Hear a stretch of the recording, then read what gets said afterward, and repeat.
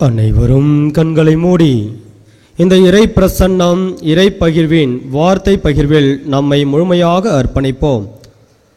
ஆண்டோடைய வார்த்தை என் உள்ளத்தை தொட்டதா? நான் இன்று அன்னையை தேடி வந்திருக்கின்றேன். அன்னையின் மூலம் என்ன பெற்றுச் செல்கின்றேன்? மகிழ்ச்சியின் தாயாக பெரியநாயகி அன்னை என்று எனக்கு தோற்றம் அளிக்கின்றார். ஒரு நிமிடம் அனைவரும் கண்களை மூடி இந்த இறைவார்த்தை பகிர்வுக்குள் செல்லும் முன் தூய ஆவியின் கொடைகளை, தூய ஆவியின் தூண்டுதலை பெற்றுக்கொள்வோம். வல்லமையுள்ள தேவனே, இதோ இங்கு நாங்கள் கூடி உமக்கு புகழ்ச்சி செலுத்துகின்றோம். இந்த அருமையான நேரத்திற்கு உமக்கு நன்றி செலுத்துகின்றோம். இப்போது எங்கள் உள்ளங்களை தூய்மைப்படுத்தியுள்ளோம்.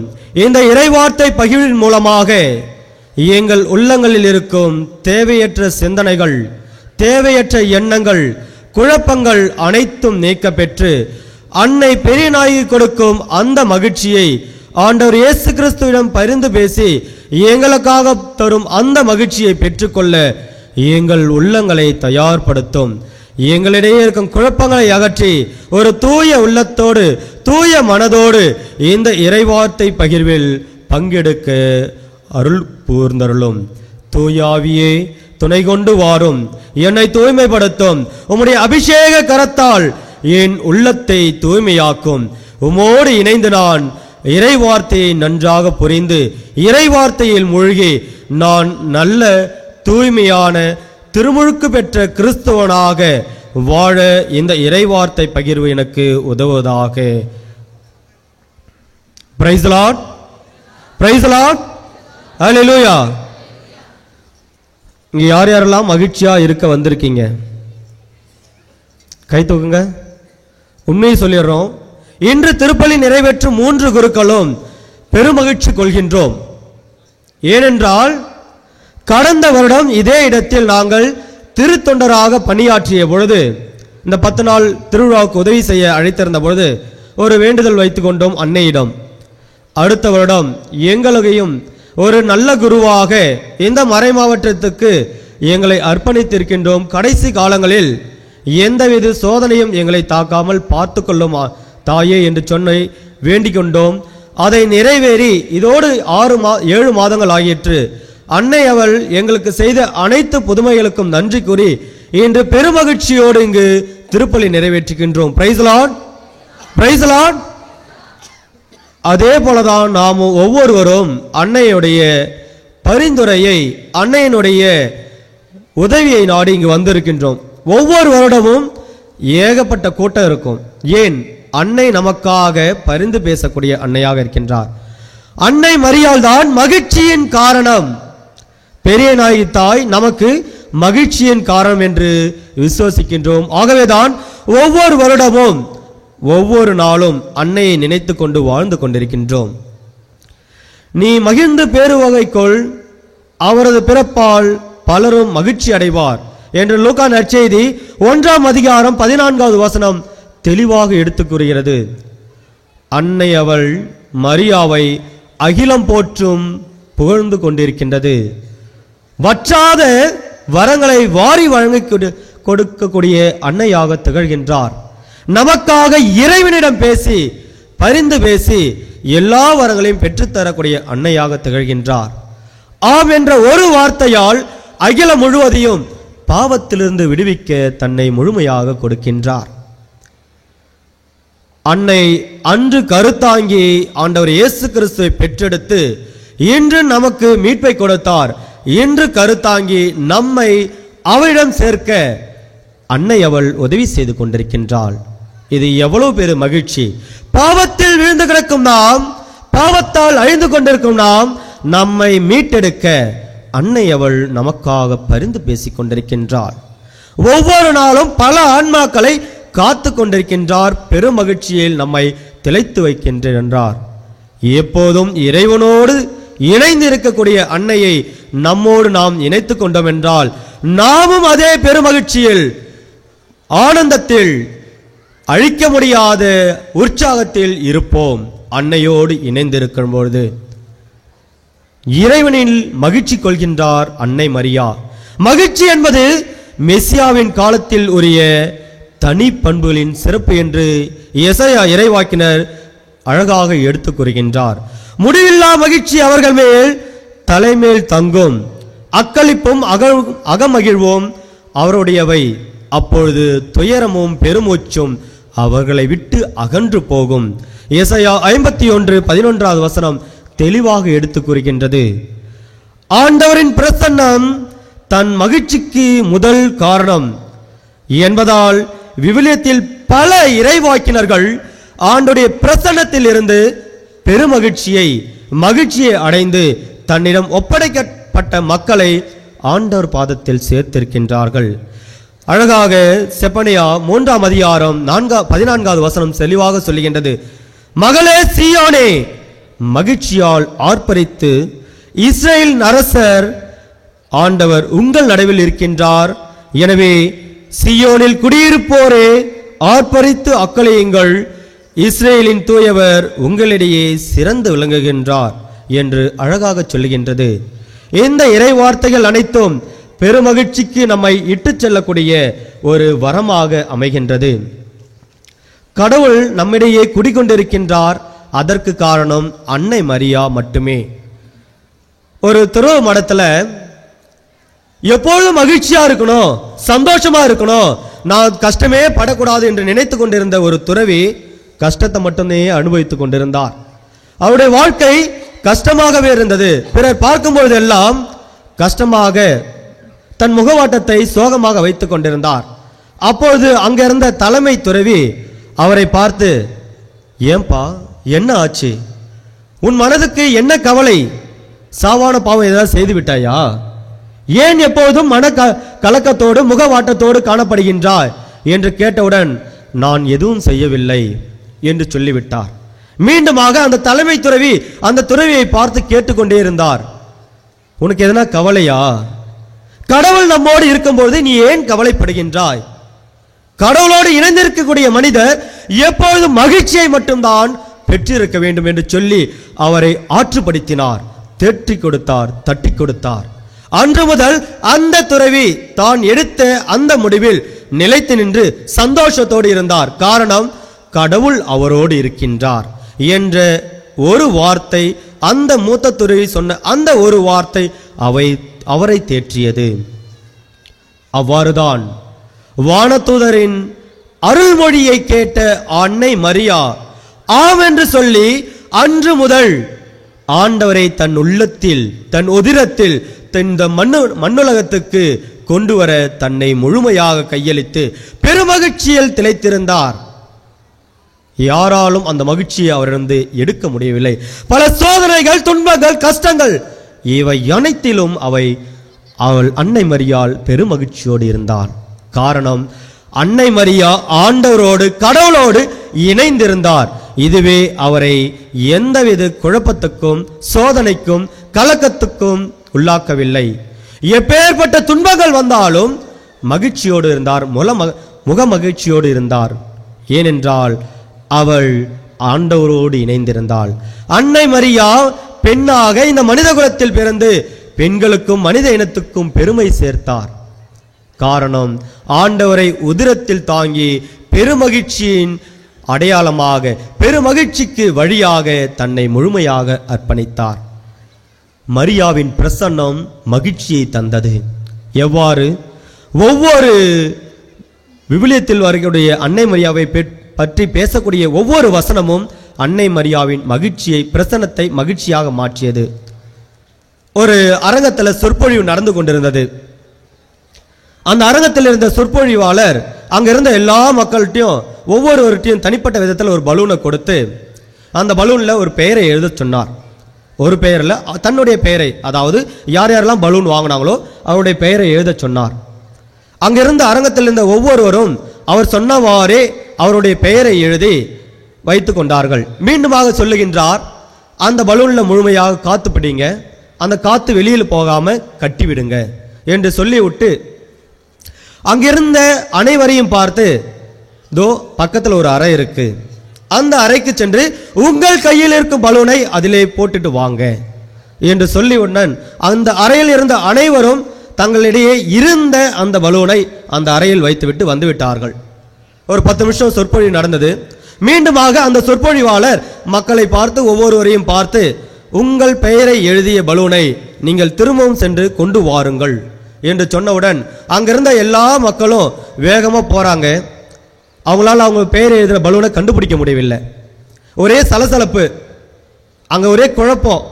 ஒரு 2 நிமிஷம் கழிச்சு மீண்டும் அந்த சொற்பொழிவாளர் தெளிவாக சொல்லுகின்றார், உங்கள் கண்முன் தெம்படும் அந்த பலூனை மட்டும் கையில் எடுங்கள் என்று சொன்னவுடன் எல்லோரும் ஆளுக்கு ஒரு பலூனை கையில் எடுத்துக்கிட்டாங்க. இப்பொழுது உங்கள் கையில் இருக்கும் பலூனில் எழுதி வைத்திருக்கப்பட்ட பெயரை பார்த்து அந்த நபரிடம் இந்த பலூனை கொடுங்கள் என்று சொன்னவுடன் ஒரு 5 நிமிஷத்துல எல்லார் கையிலும் அவங்க பெயர் கொண்ட பலூன் கிடைத்து விட்டது. அப்போது சொன்னார் சொற்பொழிவாளர், இதுதான் வாழ்வின் ரகசியம், உங்கள் மகிழ்ச்சியின் ரகசியம் இதுதான். பிறருக்கு கொடுக்க வேண்டிய மகிழ்ச்சியை நீங்கள் கொடுத்தீர்கள் என்றால் உங்களுக்கு கிடைக்க வேண்டிய மகிழ்ச்சி கண்டிப்பாக கிடைக்கும். அன்னை மரியா அதை செய்தார். ஆம் என்ற வார்த்தையால் மனித குலத்துக்கு மகிழ்ச்சியை கொடுத்தார். அவளுக்கு ஆண்டவர் பெருமகிழ்ச்சியை கொடுத்து ஆசிர்வதித்தார். அவ்வாறாக அன்னை மரியா பிறருடைய மகிழ்ச்சியின் காரணமாக திகழ்ந்து கொண்டிருக்கின்றார். எல்லாரும் இன்புற்று இருக்க நினைப்பது அல்ல, வேறொன்று பராபரமே என்று தாயுமானவர் அழகாக சொல்லுகின்றார்.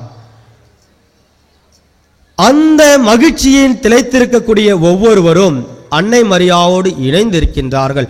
எல்லோரும் இன்புற்றிருக்க நான் என்னுடைய மகிழ்ச்சியை பிறருக்கு கொடுக்க வேண்டும் என்பதை மைய கருத்தாக சொல்கின்றார். மரியாவின் மனநிலை இதை ஒட்டியதாகவே இருக்கின்றது. வானதுதர் இடையர்களுக்கு காட்சியளித்து மாபெரும் மகிழ்ச்சியூட்டும் நற்செய்தியை சொல்லுகின்றார். அந்த செய்தியை கேட்ட இடையர்கள் வேக வேகமாக சென்று அன்னை மரியாவின் மூலமாக ஆண்டவர் இயேசு கிறிஸ்துவை கண்டு கொண்டு பெருமகிழ்ச்சி அடைகின்றார்கள். இரண்டாவதாக, கிழக்கிலிருந்து வந்த ஞானிகள் ஆண்டவர் இயேசு கிறிஸ்து பிறந்த இடத்திற்கு நேராக வந்து நின்றவுடன் தங்களிடையே இருந்த பரிசு பொருட்களை அவருக்கு காணிக்கையாக்கிவிட்டு அன்னை மரியாவின் கையில் இருந்த குழந்தையை கண்டு பெருமகிழ்ச்சி கொள்கின்றார்கள். அன்னை மரியாவின் பிரசன்னத்தினால் கானா ஒரு திருமணத்தில் தண்ணீர் ரசம் தீர்ந்து போகின்றது. அந்த குடும்பத்தின் நிலையை பாருங்கள். ஒரே குழப்பமான நிலை, கஷ்டம். என்ன பண்றது? வந்த விருந்தினருக்கு விருந்தளிக்க முடியவில்லை. ஒரு துவண்டு போன நிலை. யாரை தேடுவது, தஞ்சம் என்று யாரை நான் நம்பி போவது என்ற மனநிலையில் இருந்த அந்த குடும்பத்திற்கு அன்னை மரியா தன்னுடைய இருப்பினால் ஆண்டவர் இயேசு கிறிஸ்துவிடம் பரிந்து பேசி புதிய ரசத்தை கொடுக்கின்றார்கள் என்று வாசிக்கப்பட்ட நற்செய்தி அழகாக தெளிவாக நமக்கு எடுத்து கூறுகின்றது. அங்கே அன்னை மரியா அந்த குடும்பத்திற்காக பரிந்து பேசுகின்றார். பெரிய நாயி தாய் என்று இந்த குடும்பத்திற்காக பரிந்து பேசிக் கொண்டிருக்கின்றார். கடைசியாக பாருங்கள், ஆண்டவர் இயேசு கிறிஸ்து இறந்து உயிர்த்து விட்டார். மாபெரும் நற்செய்தியை மகிழ்ச்சியின் கொடையாக தூதர்களை பரிசுத்தாவியை பெற்றுக்கொள்ள சீடர்களை ஒன்று சேர்க்கிறார் அன்னை தாய். திருத்தூதர் பணி 1ஆம் அதிகாரம் 14வது வசனம் தெளிவாக சொல்லுகின்றது. அன்னையினுடைய இருப்பினால், அன்னையினுடைய பிரசன்னத்தினால் சீடர்களை எல்லாம் ஒன்று கூட்டி பரிசுத்தாவியை பெற்றுக்கொண்டவுடன் நற்செய்தியை அறிவிக்க மகிழ்ச்சியோடு செல்கின்றார்கள். ஆக அன்னை மரியா நமக்கு மாபெரும் மகிழ்ச்சி ஊட்டக்கூடிய, பரிந்து பேசி நமக்கு மகிழ்ச்சியை பெற்று தரக்கூடிய தாயாக திகழ்ந்து கொண்டிருக்கின்றார். நமது திருவை 2025 மாபெரும் ஜூபிலி ஆண்டு என்று கொண்டாடி கொண்டிருக்கின்றது. ஏன்? ஜனவரி 1 திருத்தந்தை அவர்கள் 4 புனித கதவுகளை திறந்து வைத்தார். யூபிலி ஆண்டின் கதவுகளை நமது மறை மாவட்டத்திலும் ஒவ்வொரு மறை வட்டத்திலும் 2 ஆலயங்களை பரிபுர பலன்கள் என்று சொல்லி பேராயர் அவர்கள் அறிவித்திருக்கின்றார்கள். ஒவ்வொரு மறை வட்டத்திலும் இந்த யூபிலி ஆண்டு எதை நமக்கு கொடுக்கின்றது? லேவியர் ஆகமம் 25ஆம் அதிகாரம் பழைய ஏற்பாட்டில் 50ஆம் ஆண்டு தூயதாக்கி வாழ்வோர்க்கு எல்லாம் தன்னுரிமை அறிவியுங்கள், அது உங்கள் யூபிலி ஆண்டாக கூறப்படுகின்றது. அந்த யூபிலி ஆண்டில் என்னத்தை பெற்றுக் கொள்கின்றோம், எதை பெற்றுக் கொள்கின்றோம் என்று அழகாக சொல்லுகின்றார் திருத்தந்தை அவர்கள். பாவங்களும் கடன்களும் மன்னிக்கப்படுகின்றன, அடிமைகளும் சிறைப்பட்டோரும் விடுதலை அடைகின்றனர், இறைவனோடும் ஒருவரோடும் ஒப்புரவாகிக் கொள்ளுகின்றனர். இறைவனின் பேரிரக்கத்தை மேலாக சிறப்பான முறையில் வெளிப்படுவதற்கான ஏற்ற நாளாக அமைகின்றது. இந்த யூபிலி ஆண்டு மாபெரும் மகிழ்ச்சியின் ஆண்டாக அமைகின்றது. அன்னை மரியாள் எலிசபெத் அம்மாவை சந்தித்த பொழுது அவர்களிடையே இருந்த அந்த பெருமகிழ்ச்சி திருமுழுக்கு யோவான் பெருவகையால் துள்ளி குதித்தார். அவர்களிடையே இருந்த அந்த மகிழ்ச்சியின் பாடல், மரியாளின் பாடல் பேருவகை கொள்ளுகின்றது. இவ்வாறு இந்த யூபிலி ஆண்டும் மகிழ்ச்சியின் ஆண்டாக அறிவிக்கப்பட்டது. இந்த மகிழ்ச்சியின் காரணம் அன்னை மரியா. ஒவ்வொரு வருடமும் அன்னை மரியாவை தேடி இங்கு வந்து கொண்டுதான் இருக்கின்றோம். பெரிய நாயகி தாய் நமக்காக பரிந்து பேசுகின்றார், நமக்காக ஆறுதலாக தேற்றருவாக நம்மோடு வாழ்ந்து கொண்டிருக்கின்றார். இந்த மகிழ்ச்சியை பெற்றுக்கொள்ள இங்கு கூடியுள்ள ஒவ்வொருவரும் பல கலக்கங்களோடு, துன்பங்களோடு, சோதனைகளோடு, மன அழுத்தத்தோடு வந்திருப்போம். இந்த அழுத்தங்கள், கலக்கங்கள் எல்லாம் நம்மை விட்டு அகன்று போக நம்மை முழுமையாக ஆண்டவரிடம் ஒப்படைப்போம். அன்னை மரியாவிடம் பரிந்து பேச நாம் அவரிடம் வேண்டுவோம். இந்த ஆலயத்தை, இந்த ஊரை விட்டு வெளியில் செல்லும் பொழுது மன மகிழ்ச்சியோடு, மன அமைதியோடு, மன சுதந்திரத்தோடு நீங்கள் செல்லுவீர்கள். அதற்கு முழுமையாக அன்னை உங்களுக்கு ஆசீர் வழங்குவார். உங்களை முழுமையாக அன்னையிடம் அர்ப்பணிக்கும் பொழுது நமக்கு எந்தவித சோதனையும், எந்தவித கலக்கமும், எந்தவித தேவையும் இல்லாமல் நம்மை பார்த்து கொள்வார். இந்த யூபிலி ஆண்டும் அதை தான் தெளிவாக சொல்லுகின்றது. விவிலியத்தில் பல இறைவாக்கினர்கள் தங்கள் இறைவாக்கு பணியை எடுத்துரைக்கும் பொழுது பல சோதனைகளை, பல தடைகளை, பல கஷ்டங்களை பட்டார்கள். முழுமையாக ஆண்டவரிடம் அவர்களை ஒப்படைத்த பொழுது அவர்கள் தடைகள் எல்லாம் வெற்றியின் படிக்கட்டுக்களாக மாற்றிக்கொண்டார்கள். நம்முடைய வாழ்க்கையிலும் பல சோதனைகள், தடைகள் எல்லாம் வரும் பொழுது அதை வெற்றியின் படிக்கட்டாக மாற்றிக்கொள்ள முயற்சி செய்வோம். அதற்கு அன்னை அவள் துணையாக நிற்பார். இந்த மாபெரும் யூபிலி ஆண்டில் 25 ஆண்டுகளை தங்களுடைய திருமண வாழ்க்கை கடந்த தம்பதியரும் 50 ஆண்டுகளை கடந்த தம்பதியர்களும் இங்கு நம்மோடு பெருமகிழ்ச்சி கொள்கின்றார்கள். இவர்களோடு இணைந்து நாமும் ஆண்டவருக்கு நன்றி செலுத்துவோம். ஏனென்றால் மாபெரும் மகிழ்ச்சியூட்டும் தாய் நம்மோடு இருக்கின்றார். நமக்கு பரிந்து பேசக்கூடிய அன்னையானவள் நம்மோடு இருக்கும் பொழுது நமக்கு ஏன் கவலை, நமக்கு ஏன் கஷ்டம், நமக்கு ஏன் துன்பம்? நம்மை முழுமையாக அன்னை பெரியநாயகியிடம் ஒப்படைக்கும் பொழுது நமக்கும் பெருமகிழ்ச்சி கிடைக்கும். அனைவரும் கண்களை மூடுவோமா? தாயே, இதோ உம்மை அண்டி வந்திருக்கின்ற ஒவ்வொரு ஆன்மாவையும் தொட்டு ஆசீர்வதியும். உம்முடைய மகனிடம் பரிந்து பேசி எங்கள் தேவைகளை எல்லாம் நிறைவு செய்யும். எங்கள் கஷ்டங்களை எல்லாம் மகிழ்ச்சியாக்கும். எங்கள் துன்பங்களை எல்லாம் தூக்கி எறிந்துவிடும். எங்களை முழுமையாக உம் பாதத்தில் ஒப்படைக்கின்றோம்.